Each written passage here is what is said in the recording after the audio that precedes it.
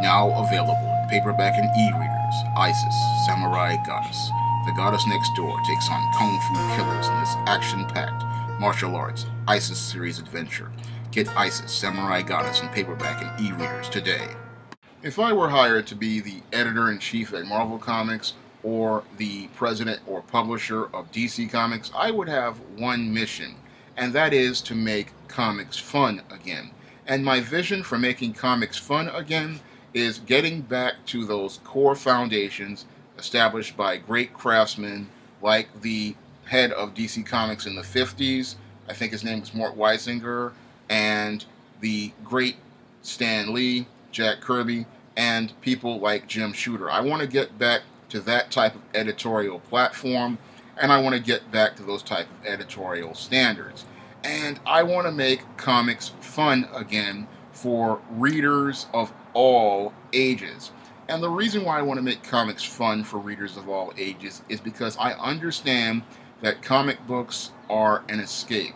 And they're supposed to be fun. They're supposed to be a place where we get away from our problems and we see fantastic adventures where good guys beat the bad guys. And that's pretty much would be the core foundation for my vision for Marvel Comics or DC Comics in the 21st century.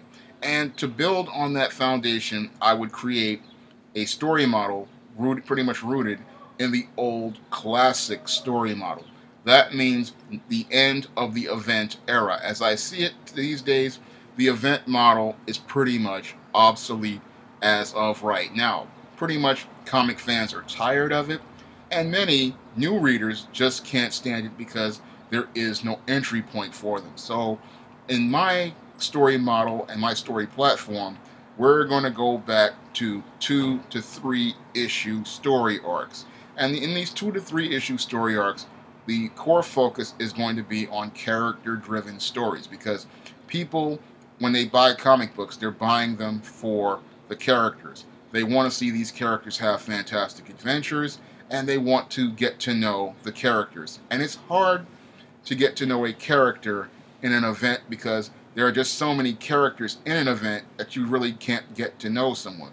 So if I was the editor-in-chief at a comic book company like Marvel or DC, it's going to be all about the characters. The characters are going to be first, and the story models are going to be all about building up these characters, building up their development, and pretty much letting the audience get to know the characters and what makes them special. That would be the core of my platform of making comics fun again and making comics accessible again, because I believe what Jim Shooter said in one of his blogs many years ago as the truth, and that is this: every comic is an entry point. And the reason why every comic is an entry point is because that the reader dictates where they want to go when they buy comics. It is not the right of the publisher to tell the reader when to start reading.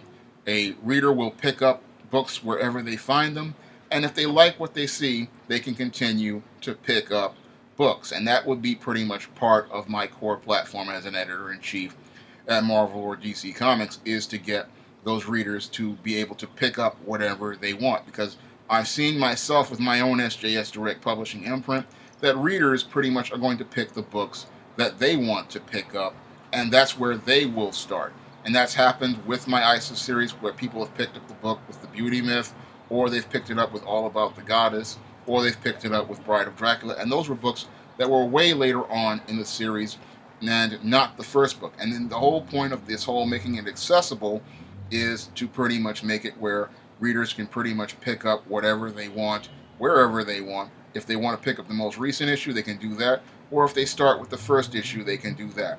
It's about going backwards and forwards and being able to follow things in a logical and consistent manner. So that's part of the fun of collecting comics, is that accessibility.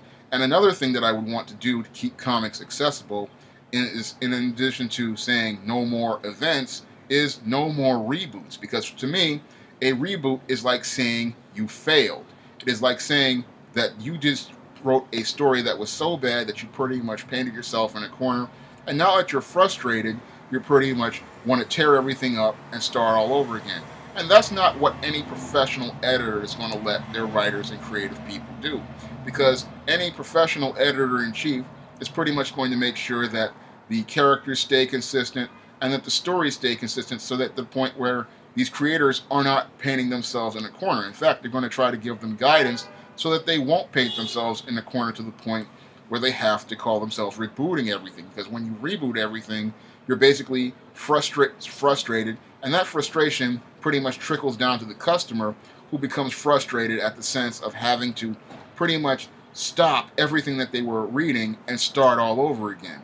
And that's why these sales have dropped so badly, because customers are frustrated. As I see it, pretty much we don't need any more events and we don't need any more reboots. What we need in comics to make them fun again is consistently good quality stories, consistently simple stories, consistently easy to follow stories.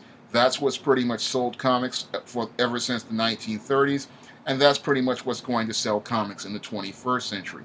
And another thing that will have to be done, in my vision for comics in the 21st century, is that there has to be a focus on trying to market comics not only on a print platform, but on a digital platform. And I would try to do things to try to reach new customers on digital platforms, because as an ebook publisher and a paperback publisher, I understand that ebooks are a big market, especially with younger readers. So one of the things I would want to focus on is expanding the digital market and expanding that digital platform.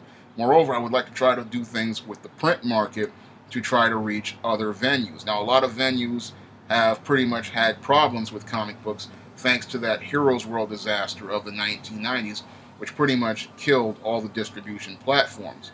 And as it stands right now, as I see it, the diamond model, it's pretty much not working, because with comics being non-returnable, we really can't get a fair assessment of what's really selling and what customers are buying. All we know is that comic shops buy a lot of comic books, and what they order is based on certain things. But what really would tell us if what comic is selling are returns, and that's why I would like to see returnability return to comics, because that's really going to give us a real observation and a real assessment of what's selling and where we could go to take the industry to the next level. Because as it stands right now, all other magazines are returnable, and comic books need to go back to being returnable so people can see what's selling, what story is really catching on, and pretty much be a way to get into those venues that comics used to be in, like your grocery stores, like your supermarkets, like your drugstores, and like places like Walmart and Target, where they can get more exposure. Because I look at the distribution model as it stands right now, and the distribution model just doesn't work anymore. So when I look at comics and the big picture, I see that there could possibly be an audience for it, but all it takes is somebody with a vision for the future to take comics back to the next level. Because as I look at it right now, with the industry being in a 25-year slump, there has to be a real heavy focus on rebuilding. And when I look at editors-in-chiefs today, they have no vision on rebuilding. All they're thinking about is maintaining a dysfunctional status quo, but we have to focus on the future. And no one wants to do the hard work of rebuilding, because rebuilding means you're going to have to go through a lot of hard times. And what these guys don't understand is that the era of the 90s and those fast sales where you got 1 million sales or 100,000 sales, that era is over, and the rebuilding stage is going to be hard work. You're going to have to deal with a lot of losses, you're going to have to deal with a lot of pain, and you're going to have to deal with a lot of hardship, because when it comes down to publishing, it is a marathon. And this is something your Axel Alonso, your Dan Dido, and your Jeff Johns don't understand about publishing. It is a marathon. It is a long run. And when it comes down to publishing comics or any publications, you're going to have a 90-10 failure rate. 90% of the books you launch are going to fail, and it's the 10% that do well that will cover the losses of the 90. And this is just core to the business of publishing, and it just is what it is. And this is something that many in the comic book world don't understand regarding publishing. That's why I say you need a publishing professional with a vision and a plan towards rebuilding the structure for Marvel or DC. Because I look at both companies as it relates to their publishing divisions, and the big problem with them is that they don't have a publishing professional in place to pretty much do that hard work and do that and work through those lean years and take those losses and advocate for those critically acclaimed yet struggling books and make efforts to try to promote them or make efforts to market them or do things to support them. No, they're still stuck in the world of the 90s and still trying to push gimmicks. And if I were to work in the comic book business, it would be trying to rebuild everything. Because I look at comics and we really have been putting off the rebuilding of this industry for over 20 years. And there needs to be a focus on the rebuild work. And the rebuild work is hard. It's going to be rough. And it means you're going to have to, stick with some titles during their lean years. You're going to have to do different things to market titles. And you're going to have to try to make content that, again, is family friendly. And because a lot of people are in their 40s, they want the characters like they had, and they want to share those characters with their kids. And they go to the comic book store these days, and they don't see family friendly and kid friendly. And that's really sad, because they go to the movies and they see family friendly and they see kid friendly.